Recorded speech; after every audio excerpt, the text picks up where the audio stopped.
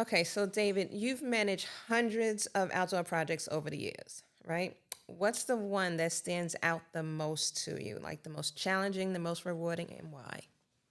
Okay, good one.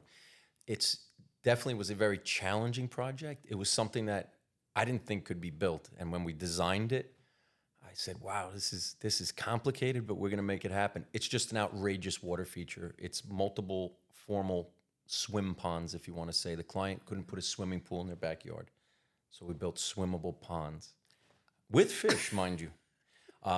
It's absolutely amazing. To this day, I just went and took pictures of it a couple of weeks ago again, and it's gorgeous. And it's in the ground now, probably 8 or 9 years, and the homeowner loves it constantly. So no swimming pool, but a pond. Swimmable ponds. Right.